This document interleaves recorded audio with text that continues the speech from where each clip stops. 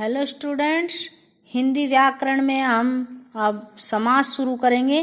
समास पढ़ेंगे। देखो समास क्या है। समास क्या है देखो, समास का अर्थ संक्षिप्त करना यानी कि छोटा रूप करना। समास का अर्थ संक्षिप्त करना है।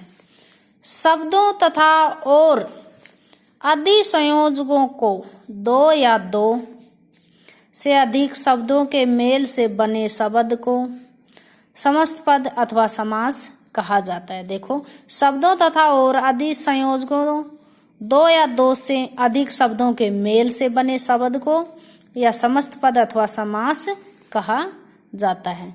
जब दो या दो से अधिक पद अपनी विभक्त को छोड़कर आपस में विभक्ति को छोड़कर आपस में मिलते हैं तो उनके मिले संक्षिप्त रूप को समास कहते हैं। जैसे वन को गमन, और ये क्या है, वन गमन। रात दिन, रात और दिन, इसमें और आ गया, इसमें को आ गया। यहाँ वन के साथ कर्म के चिन्ह को का लोप हो गया। समास से उत्पन्न विशेषताएं देखते हैं हम। पहली है, समास करने से बात को संक्षेप में लिखा या कहा जा सकता है। यानी कि समास करने से बात को संक्षेप में यानी छोटे रूप में लिखा या कहा जा सकता है। दूसरा पढ़ते हैं, समास द्वारा मिलाए गए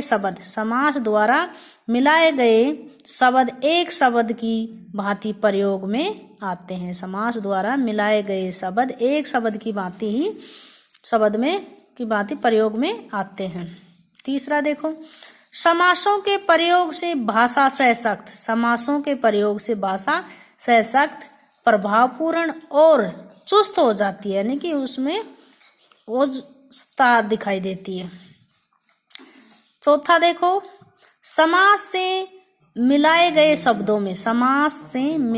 शब्दों में पहले को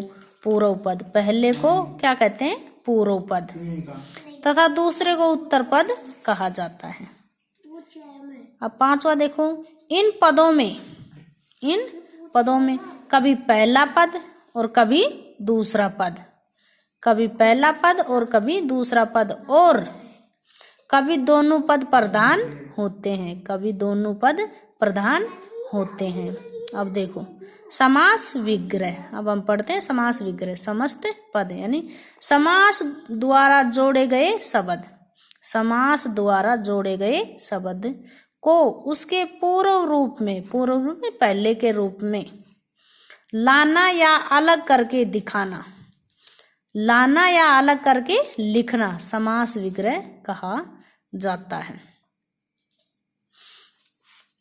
आगे देखो, जैसे हवन सामग्री समस्त पद या समास है। जो हवन सामग्री लिख रखी है, ये हवन सामग्री क्या है, समस्त पद या समास है। अब इसका विग्रह करने पर देखो, हवन के लिए सामग्री, इसमें के लिए आगे चतुर्थी विभक्ति दिखा रखी है ना, हवन के लिए सामग्री, यह पहला रूप हो जाएगा। आगे देखो, अन्य उदाहरण में पढ़ते हैं हम। देखो, ब्रज ब्रज की रज। अब देखो और उदाहरण है, जलमगन, जल में मगन। भवन सामग्री, ये तो है अपना समस्त पद समास है। अब हम इसका विग्रह, भवन निर्माण के लिए सामग्री, भवन निर्माण के लिए सामग्री। हस्तलिखित, ये तो अपना समस्त पद समास है। अब हम इसका विग्रह करते हैं, हाथ से लिखी गई, इसका विग्रह हाथ से लिखी। हस्तलिखित, हस्त मानी हाथ होता है, तो हाथ से लिखी गई। अब हम पढ़ते हैं समास के भेद, यानी कि समास के कितने भेद होते हैं। देखो, समास के 6 भेद होते हैं। कितने भेद होते हैं? 6 भेद होते हैं। देखो कौन कौन से होते हैं। देखो, अव्ययभाव समास के 6 भेद होते हैं। उनमें पहला क्या है, अव्ययभाव समास। दूसरा है तत्पुरुष समास। तीसरा है कर्मधारय समास। तीसरा क्या है, कर्मधारय समास। चौथा है अपना द्विगु समास। चौथा क्या है? द्विगु समास। अब देखो पांचवा क्या है? बहुब्रीहि समास। बहुब्रीहि समास। और छठा है अपना द्वंद्व समास। द्वंद्व समास। इस प्रकार अपने कितने भेद हो गए? 6 भेद हो गए।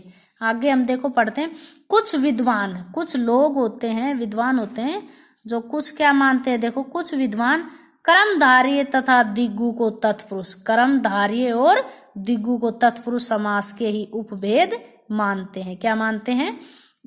तत्पुरुष समास के ही उपभेद मानते हैं। इस प्रकार समास के मुख्य 4 भेद भी माने जाते हैं। यानी कि जैसे कर्मधारय और द्विगु समास है, इनको कई विद्वान हैं जो तत्पुरुष के ही उपभेद, तत्पुरुष समास है उसका ही उपभेद मानते हैं।